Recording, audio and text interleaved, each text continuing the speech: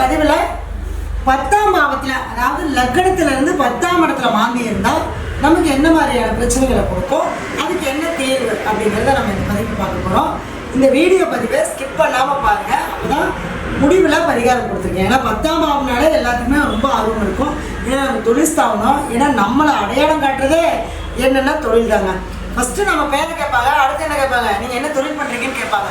இல்லை உங்களுக்கு சொத்து எவ்வளோ இருக்குது, பணம் எவ்வளோ வச்சுருக்கீங்கன்னு கேட்கவே மாட்டாங்க. நீங்கள் என்ன தொழில் பண்ணீங்க, அப்போ நீங்கள் செய்யக்கூடிய தொழிலில் தான் உங்களுடைய கௌரவம், உங்களுடைய மதிப்பு, உங்களுடைய மரியாதை, உங்களுடைய அந்தஸ்து, இது எல்லாமே அந்த 10ஆம் பாவத்தில் தான் இருக்குது. அப்போ அப்படிப்பட்ட 10ஆம் பாவத்தில் இந்த மாந்தி பகவான் என்ன செய்வார் அப்படின்னா, ஜீவனம், தொழில், சம்பாத்தியம், இதெல்லாம் 10ஆம் பாவம். பணம் பணம் பணம் பணம் பணம் இல்லைன்னா நம்ம வாழ்க்கையில் பிணத்துக்கு கூட சமமாக முடியாது. அந்த அளவுக்கு பழமொழியே இருக்குது. அப்போ இந்த பணம் சம்பாதிக்கணும் அப்படின்னா தொழில் இருந்தால் தானே பணம் சம்பாதிக்கணும். தொழில் செஞ்சால் தானே பணம் வரும். தொழிலே செய்யாமல் எப்படி பணம் வரும்? அப்போ இந்த தொழில் செய்யக்கூடிய ஸ்தானத்தில் மாந்தி இருந்து என்ன பண்ணுவாருன்னா, ஒவ்வொருத்தருக்கு அவருடைய இந்த நிற்கக்கூடிய நட்சத்திரம், இந்த கிரக அமைப்பை பார்த்து தொழிலே இல்லாது பண்ணிடும், தொழிலே கொடுக்காது. அவங்க பாட்டு தொழில் செய்யணும், ஆனால் தொழில் செய்யணுங்கிற எண்ணம் இருக்கும். தொழில் செய்யணுங்கிற அந்த எண்ணம் வரும். இப்போ 10ல் ஒரு பாவியாவது இருந்தால் சிறப்புன்னு சொல்லுவாங்க. நம்ம பழமொழி பாரம்பரியத்தில் 10ஆம் இடத்துல ஒரு பாவியாவது இருந்தால் தொழில் உண்டு. அப்போ பாவினா யாரு? நம்ம மாந்தி பகவான் அங்கே தான் இருக்காரு. அப்போ அவரும் பாவ கிரகம் தானே. அப்போ அவர் இருக்கும்போது தொழில் கொடுக்காதானே? கண்டிப்பாக தொழிலை கொடுக்கும். தொழில் செய்யக்கூடிய எண்ணத்தையும் கொடுக்கும். கஷ்டப்பட்டு தொழிலையும் உருவாக்கிடுவாங்க. ஆனால் அந்த தொழில் என்ன பண்ண முடியாதுங்க, சக்ஸஸ் பண்ண முடியும்.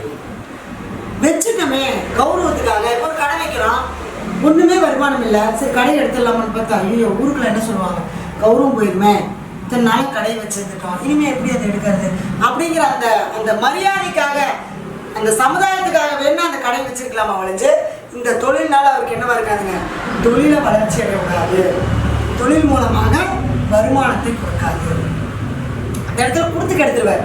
அதே மாதிரி ஒரு சிலர் பார்த்தீங்கன்னா நல்லா தொழில் செய்வாங்க. 10 பேர் வச்சு வேலை செய்கிறேன், 20 பேர் வச்சு வேலை செய்கிறேன், தொழில் நல்லா போயிட்டு இருக்கு. ஆனால் வர்ற காசு எங்கே போகுதுன்னே தெரியல. தொழில் நல்லா போயிட்டு இருக்கு, கௌரவம் இருக்கு, பட் ஆனால் என்ன பண்ண முடியல, இவருக்கு அதனால என்ன பிரயோஜனம் இல்லை, பிரயோஜனம் இவருக்கு இல்லை. சரி 10ஆம் இடம் உயர்ந்த பதவி.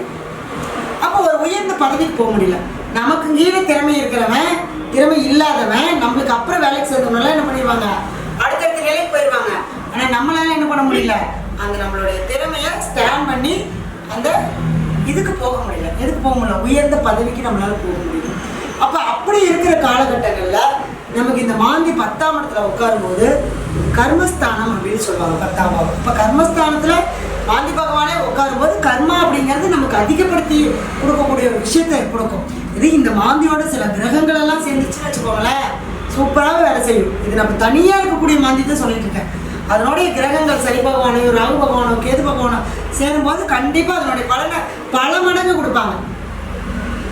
சரிங்களா? அப்புறம் இந்த 10ஆம் இடத்துல இருக்கும்போது என்னன்னா, ஒரு காரியத்தை நினைச்சா உடனே நடத்தணும் அப்படின்னு நினைப்பாரு. உன்னை நினைச்சா உடனே செஞ்சிடணும் அப்படிங்கிற அந்த எண்ணத்தை கொடுக்கும். சரிங்களா? அடுத்தது என்ன அப்படின்னா, ஆனால் செஞ்சிருவாரு. செஞ்சுட்டு கடைசியில் என்ன பண்ணுவாரு, இதை செய்யாமே இருந்திருக்கலாமோ அப்படிங்கிற அந்த ஒரு வேதனையை கொடுக்கும். அப்போ அந்த கௌரவத்தை பாதிக்கும். சரி கௌரவம்னா என்னங்க, நம்ம திருமணத்துக்கு மட்டும்தான் நம்ம எடுக்கிறோமா? 7ஆம் பாவத்தை 8ஆம் பாவத்தில் இருக்கோம்னா 10ஆம் பாவத்தையும் திருமணத்துக்கு எடுக்கணும். ஏன்? 10ஆம் பாவம் தான் மரியாதை, 10ஆம் பாவம் தான் கௌரவம், 10ஆம் பாவம் தான் அந்தஸ்து. ஒரு ஆணுக்கோ பெண்ணுக்கோ அந்தஸ்து சமுதாயத்தில் உயர்றது எப்போ அப்படின்னா திருமணத்துக்கு அப்புறம் தான். ஒரு பெண்ணா வீட்டில் குழந்தையா இருக்கிற வரைக்கும் பெண் குழந்தை, ஒரு ஆண் ஆம்பளை பையன். ஆனால் கல்யாணம் ஆனதுக்கு அவன் கணவன் மனைவி அப்படிங்கிற அந்த சமுதாய அந்தஸ்து. குழந்தை பிறந்ததுக்கு அப்புறம் தான் என்ன சொல்றாங்க, தகப்பன் அப்படிங்கிறப்ப அந்த 10ஆம் பாவம் நமக்கு கர்மா செய்யறதுக்கு அந்த குழந்தைகளை விடாது. அப்ப ஒரு 10ல் இருந்தால் நம்ம தொழில் மட்டும்தான் நினைக்கிறோம். ஆனால் அது எங்கெல்லாம் வேலை செய்யுது அப்படின்னா 5ஆம் பாவம் குழந்தைங்களுக்கும் அங்கே பிரச்சனையை கொடுக்குது. குழந்தைங்க அதாவது அந்த கௌரவத்தை கொடுக்காம, அப்போ திருமணம் சம்மந்தப்பட்ட விஷயங்களையும் அங்கே கௌரவத்தை கொடுக்க மாட்டேங்குது. இந்த மாதிரி மரியாதையை கெடுக்கக்கூடிய விஷயங்கள் எல்லாமே செய்யும். என்னதான் சமுதாயத்தில் போய் நல்லதே செஞ்சாலும் கெட்ட பேர் தான் வரும், அவமானம் தான் வரும்.